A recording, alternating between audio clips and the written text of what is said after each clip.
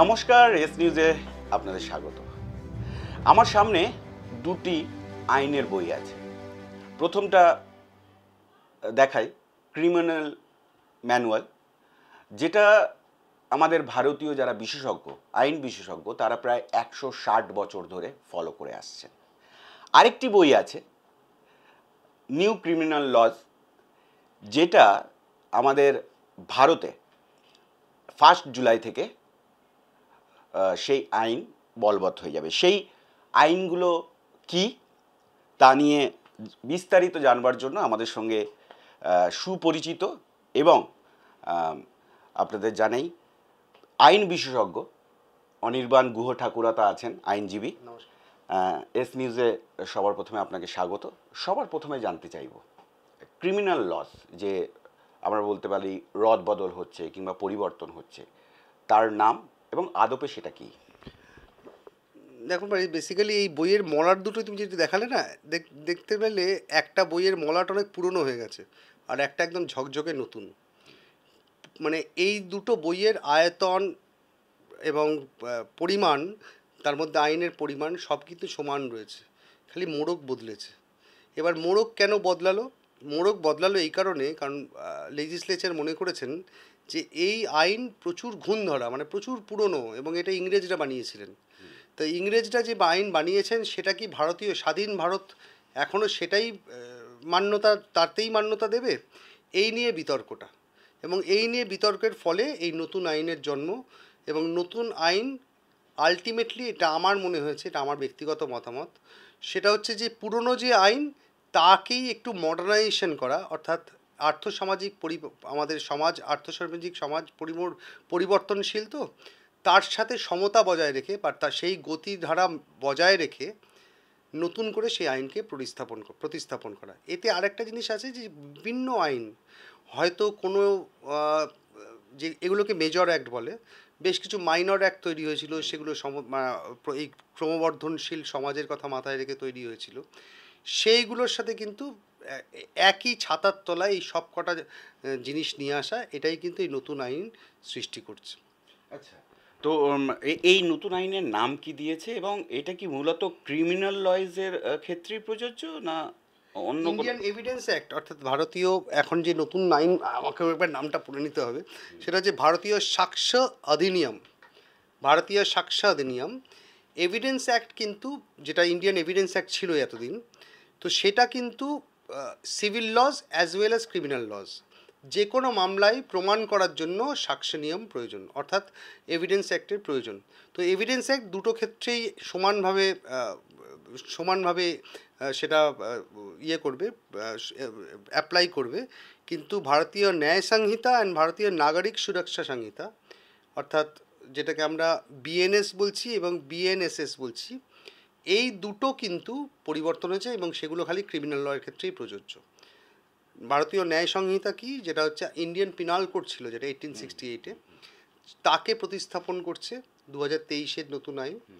আর ভারতীয় নাগরিক সুরক্ষা সংহিতা, এটা কিন্তু সিআরপিসি, ক্রিমিনাল প্রসিডিওর কোড, তাকে প্রতিস্থাপন করছে। আচ্ছা, তো সেক্ষেত্রে আপনারা যারা প্র্যাকটিস করেন এবং যারা প্রতিনিয়ত বিভিন্ন মামলা করছেন, ক্রিমিনাল লয় আপনাদের পড়াশোনা করতে হয়, সেক্ষেত্রে ফারাকটা কতটা দেখতে পাচ্ছেন? ফারাক বেশ কিছু জায়গাতে আছে, কিন্তু মোর অর লেস একই আছে, কিন্তু বেশ কিছু জায়গাতে ফারাক আছে, মানে নতুন নতুন সংযোজন হয়েছে। যেমন ভারতীয়, আমাদের একটা বরাবর আমরা একটাই প্রবলেমে ভুগতাম, মানে আমরা যারা আইনজীবীরা বা যারা মাননীয় বিচারপতিগণ, তারা কিন্তু সবসময় একটা ভারতবর্ষের আইন তো আপনি জানেন, ভারতবর্ষের আইন কিন্তু সবসময় একজন দোষী ব্যক্তি যতক্ষণ না দোষী সাব্যস্ত হচ্ছেন ততক্ষণ তাকে, মানে একজন অভিযুক্তকে সবসময় নির্দোষ ধরা হয়।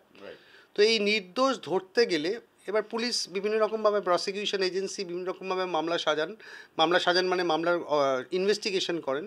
সেই ইনভেস্টিগেশন করার সময় খুঁটিনাটি বেশ কিছু বিষয় আছে, টেকনিক্যাল বিষয়, যেইগুলোর কিন্তু আরও অনেক ট্রান্সপারেন্সি প্রয়োজন ছিল। ট্রান্সপারেন্সি বলতে, যেমন ধরুন আমি একটা উদাহরণ দিচ্ছি, এই যে সিজার মানে হচ্ছে যে কারুর পার্সন থেকে, মানে কারুর বডি থেকে কোনো কিছু পাওয়া, যেমন ধরুন এনডিপিএসের ক্ষেত্রে নার্কোটিক, যে আমাদের ভারতবর্ষের নার্কোটিক আইন আছে বা নার্কোটিক, সেই আইনে seizure is one of the most important thing. Seizure মানে হচ্ছে পাওয়া, তার বডি থেকে পাওয়া জিনিসটা।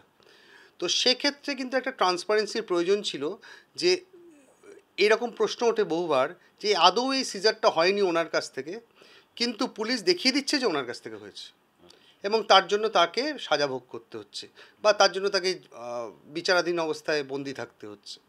তো এই বিষয়টার জন্য his lordship honourable justice Joymalya Bagchi একটা জাজমেন্ট দেন। সেই জাজমেন্টে বলেন যে যখন এই সিজার হবে সেটা কিন্তু ভিডিওগ্রাফি করতে হবে। তো সেইটা কিন্তু একটা জাজমেন্টের মাধ্যমে আসে এনডিপিএসে, কিন্তু অন্যান্য আইনের ক্ষেত্রে তো সেটা আসে না। এই ভারতীয় নাগরিক সুরক্ষা সংহিতা এর মধ্যে কিন্তু এটা ইনক্লুডেড। অর্থাৎ যে কোনো সিজার হবে তার অডিও ভিজুয়াল, মানে তাকে মানে মোদ্দা কথা অনেকটা মডার্নাইজড এই আইন, এবং অনেকটা সায়েন্টিফিক ইনভেস্টিগেশনের উপরে প্রাধান্য দেওয়া হয়েছে। যেমন এই যে এইগুলোর অ্যাডমিসিবিলিটি, যেমন আমরা আগে দেখতাম যে একটা হোয়াটসঅ্যাপ মেসেজ, যেটা হয়তো অত্যন্ত গুরুত্বপূর্ণ একটা প্রমাণ মামলার ক্ষেত্রে, কিন্তু সেটার অ্যাডমিসিবিলিটি পাওয়া যেত না। এখন কিন্তু সেটা অ্যাডমিসিবিলিটি হচ্ছে। একটা ভিডিও ফুটেজ, আগে কিন্তু এই অ্যাডমিসিবিলিটি নিয়ে বেশ কিছু প্রশ্ন থাকতো। সিএফএসএল এর কাছে পাঠাতো, সেন্ট্রাল ফরেন্সিক সায়েন্স ল্যাবরেটরি পাঠাতে হতো, সেখান থেকে সেটাকে অথেন্টিকেট করাতে হতো, এই বিষয়গুলো ছিল। কিন্তু এখন এটা ডিরেক্টলি অ্যাডমিসেবল।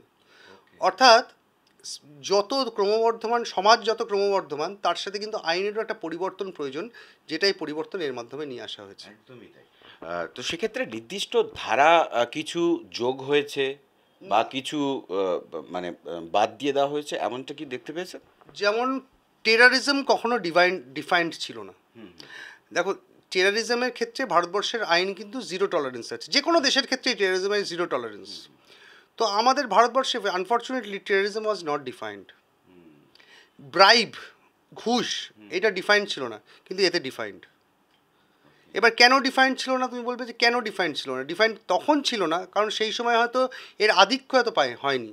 এবার যত ক্রমবর্ধমান দিন আসবে, এগিয়ে চলেছে সমাজ, টেররিজমের যে রকমের পৃথিবী এখন যেভাবে টেররিজমের শঙ্কিত, বা যেরকমভাবে টেররিজমকে কমব্যাট করছে, সেখানে কিন্তু আইনে টেররিজম একটা নির্দিষ্ট ডেফিনিশন প্রয়োজন। তো সেই প্রয়োজনগুলোর কথা মাথায় রেখেই নতুন আইন তৈরি হয়েছে। একদমই। আমি একটু মানে এটা যখন নিয়ে আসা হলো, আলোচনা হচ্ছে, তখন বেশ কিছু প্রশ্ন উঠেছিল। মানে এত পুরানো কনসেপ্ট, যখন এই আইনগুলো প্রণয়ন করা হয়েছিল, প্রথমত একটা বিষয় ছিল তখন ব্রিটিশ আমল চলছিল, অর্থাৎ ইংরেজরা যে আইনটা ভারতীয়দের উপর বলবৎ করে গেছিলেন কিছুটা তো তাদের সুবিধার ক্ষেত্রে। এখন যেটা ইম্পর্টেন্ট সেটা হচ্ছে সোশ্যাল মিডিয়ার এন্ট্রান্স, এবং সেটা হোয়াটসঅ্যাপ হতে পারে, জিমেল হতে পারে, সেখানে অনেক রকম এভিডেন্স আসছে। এই সমস্ত জায়গা থেকে জানতে চাইবো অনির্বাণদা, কতটা প্রয়োজন ছিল, আর সত্যি প্রয়োজন ছিল কিনা? মানে আমি তো মনে করি যে অবশ্যই প্রয়োজন ছিল। কারণ দেখো, এখন কিন্তু ইউ ক্যানট আমরা কিন্তু মোটামুটি বিভিন্ন সিরিয়াল দেখে, বিভিন্ন কিছু দেখে অপরাধীরা শিখে গেছেন যে কী করে প্রমাণ মেটাতে হয়, এবং সেই প্রমাণ একমাত্র সায়েন্টিফিক এক্সামিনেশন ছাড়া সম্ভব নয়। বা এই যাকে বলে ইলেকট্রনিক ডিভাইস, এই ইলেকট্রনিক এভিডেন্সের ভূমিকাটা আস্তে আস্তে বৃদ্ধি পাচ্ছে। তো সেইগুলোর এই মুহূর্তে ইনক্লুশনটা খুব দরকার ছিল। যেমন দেখো, একজন মানুষ এখন জানেন যে তার মোবাইল ট্র্যাক করা যায়। যিনি ধরো পালাচ্ছেন আইনের থেকে, তার মোবাইল ট্র্যাক করা যায়। তিনি কী করছেন, মোবাইলটাকে কোনো একটা জায়গায় রেখে দিয়ে চলে যাচ্ছেন, ফলে পুলিশ খুঁজে পাবে না। কিন্তু আরও বেশ কিছু জিনিস আছে, সেগুলো আমি সুরক্ষার ক্ষেত্রে এগুলো বলছি না, কারণ যেহেতু আমি প্রসিকিউশনও করি, আমি জানি ওগুলো, তো ওগুলো আমি বলতে চাইছি না। কিন্তু বেশ কিছু সংযোজন হয়েছে, ওই জিনিসগুলোও কিন্তু এখন এভিডেন্স অ্যাক্ট অনুযায়ী অ্যাকসেপ্টেবল। মানে যে কোনো সায়েন্টিফিক এক্সামিনেশন, তার যে সায়েন্টিফিক এক্সামিনেশনের প্রডিউসটা অবশ্যই একটা ইলেকট্রনিক এভিডেন্স হবে। সেই ইলেকট্রনিক এভিডেন্সের অনেক বেশি গ্রহণযোগ্যতা বৃদ্ধি পেয়েছে। গ্রহণযোগ্যতাটা তো খুব ইম্পর্ট্যান্ট। মানে আদালতের কাছে কতটা গ্রহণযোগ্য, হয়তো তোমার আমার কাছে মনে হতে পারে যে আরে বাবা, ভিডিও ফুটেজে দেখাচ্ছে মানে এই লোকটাই অপরাধী, কিন্তু আদৌ ওটা আদালত একটা সলিড এভিডেন্স হিসেবে বা একটা অ্যাকসেপ্টেবল এভিডেন্স হিসেবে গণ্য করবেন কি না, তবেই তো সে সাজা পাবেন। তো সেইটা খুব ইম্পর্ট্যান্ট হয়ে যায়। অনেক ক্ষেত্রে এটা আমরা দেখেছি এই মধ্যে, আলোচনার মধ্যে বা বিভিন্ন রকম জায়গায় দেখা গেছে যে একজন মানুষকে পরিষ্কার দেখা যাচ্ছে কোনো একটা অপরাধ করতে, টিভিতে দেখা যাচ্ছে বা কোনো একটা ভিডিও ফুটেজে দেখা যাচ্ছে, কিন্তু আলটিমেটলি তিনি অপরাধ প্রমাণিত হলো না। কেন হলো না? কারণ ওই যে ইলেকট্রনিক এভিডেন্সটা তার গ্রহণযোগ্যতা নিয়ে একটা সংশয় থেকে গেল। তো এই মানে আমার আবার বলি, ভারতবর্ষের আইন কিন্তু বলছে যে একজন অভিযুক্ত তাকে সবসময় নির্দোষ ধরে নেওয়া হবে যতক্ষণ না তিনি দোষী সাব্যস্ত হচ্ছেন। এবং এই দোষী সাব্যস্ত করার যে প্রক্রিয়া, সেই প্রক্রিয়াতে বেনিফিট অফ ডাউট কিন্তু সবসময় অ্যাকিউজডের দিকে যাবে। বেনিফিট অফ ডাউট মানে প্রমাণ করতে গিয়ে একটু ফাঁক থেকে গেল, তাতে মনে হলো আদালতের যে না এখানে একটা ক্লাউড অফ ডাউট আছে যে এই ভদ্রলোক অপরাধ করেছেন কিনা, তাহলেই কিন্তু সেটা ওনাকে নির্দোষ প্রমাণ করবে। 30 তারিখ পেরিয়ে যাবে, যা তোমরা ফাইল করেছো ব্যাপার। এইটা একটা অত্যন্ত হ্যাঁ গুরুত্বপূর্ণ অধ্যায়। কি হবে? হ্যাঁ, মানে এইটা নিয়ে একটা আমাদের মধ্যে সাংঘাতিক, ওই আমি একটা শব্দ কোনো একটা চ্যানেলে ইন্টারভিউ দেওয়ার সময় হাবুডুবু খাচ্ছি। এই হাবুডুবুটার কারণ হচ্ছে যে আমরা বেশ কিছু মামলা এখন ফাইল করেছি, তো যার হিয়ারিং হয়তো 1 তারিখের পরে হবে। এবার সেই মামলার যে নির্দিষ্ট ধারা অনুযায়ী আমরা ধরো সিআরপিসি, ধরো আমি একটা জামিনের মামলা ফাইল করেছি অনারেবল কোর্টে, সেখানে 439 সিআরপিসিতে হচ্ছে। আমি 439 সিআরপিসিতে ফাইল করেছি, 1 তারিখের পরে তো 439 সিআরপিসিই নেই। তাহলে কি হবে? এটা কি অটোমেটিক্যালি রূপান্তর হবে এই আইনে? সেটা কিন্তু কোথাও বলা নেই। যে মহামান্য সুপ্রিম কোর্টের একটা সোমোটো একটা গাইডলাইন ফ্রেম করা উচিত বলে আমার আবেদন সুপ্রিম কোর্টের কাছে, যে এই যে ট্রানজিশন পিরিয়ড, কারণ আমাকে বেশ কিছু পুলিশ অফিসারও জিজ্ঞেস করছিলেন যে এই যে আমরা একটা তদন্ত শুরু করেছি ইন্ডিয়ান পিনাল কোড অনুযায়ী, তো সেই তদন্তের চার্জশিট আমরা তো ইন্ডিয়ান পিনাল কোডেই দেবো, কারণ ওটা বলা আছে যে আইন পুরনো 1 তারিখ থেকে নতুন আইন হবে। কিন্তু সে তার মাঝখানে যে সিআরপিসির বিভিন্ন প্রভিশন আমরা অ্যাপ্লাই করছি, যেমন 41-এতে ডাকা, 160 নোটিশ দেওয়া, এইগুলো আমরা 1 তারিখ থেকে কী করবো? কারণ আমি তো তাকে 41-এতে ডেকেছিলাম এর আগে। তো এই যে পদ্ধতিগত একটা পরিবর্তন হচ্ছে না, সেই পরিবর্তনে যারা এই প্রসেসে রয়েছেন তাদের কাছে একটা অসুবিধার সৃষ্টি করছে। একটা ক্লিয়ার পিকচার বা ট্রান্সপারেন্ট পিকচার আমাদের দরকার, সেটা মহামান্য সুপ্রিম কোর্টের কাছে আবেদন করা ছাড়া আমার মনে হয় না আর কোনো রাস্তা আছে।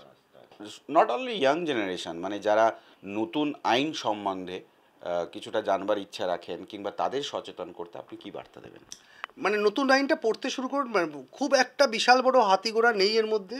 মানে একই জিনিস হয়তো নতুন মোড়কে রয়েছে, হ্যাঁ বেশ কিছু সংযোজন পরিবর্তন হয়েছে, বেশ কিছু জিনিস বাদ গেছে, তো সেটা কিন্তু সহজে আন্ডারস্ট্যান্ডেবল, এটা নয় যে এটা আন্ডারস্ট্যান্ডেবল নয়। আর নতুন আইনের মধ্যে ভারতীয় সংবিধান যার মাথায় আছে, ভারতীয় সংবিধানের মধ্যে থেকেই এই আইন হয়তো সামান্য কিছু পরিবর্তন প্রয়োজন, সেটা অনারেবল সুপ্রিম কোর্ট বিচার করবেন বা বিচার যদি করেন ভবিষ্যতে, আমরা সেদিকে তাকিয়ে আছি। তো বেসিক বিষয়টা দেখুন, এখন আমাদেরকে 1 তারিখ থেকে এই আইন ফলো করা ছাড়া কোনো রাস্তা নেই। মানে যেহেতু এটা পাস হয়ে গেছে এবং আমরা তো যেহেতু সবাই ভারতবর্ষের সংবিধানকে মাথায় রেখে চলি বা সংবিধানকে প্রণাম করি এবং সংবিধান অনুযায়ী আমরা ভারত চলাফেরা করি, এবং সেই ক্ষেত্রে ভারতের নাগরিক হিসেবে আমরা এই আইনকে স্বাগত জানাচ্ছি এবং আলটিমেটলি তাকিয়ে আছি যে এই আইনের প্রথম যখন বিচার হবে তখন কীরকমভাবে হয় সেটার দিকে আমরাও তাকিয়ে আছি। মানে বিচারক কি ধরনের রায় দেবেন, বিচারক কীভাবে অ্যাকসেপ্ট করবেন আইনটা, এটা আমরাও তাকিয়ে আছি এর দিকে। অসংখ্য ধন্যবাদ অনির্বাণ গুহ ঠাকুরতা, বিশিষ্ট আইনজীবী, আমাদের সঙ্গে বিস্তারিত কথা বললেন।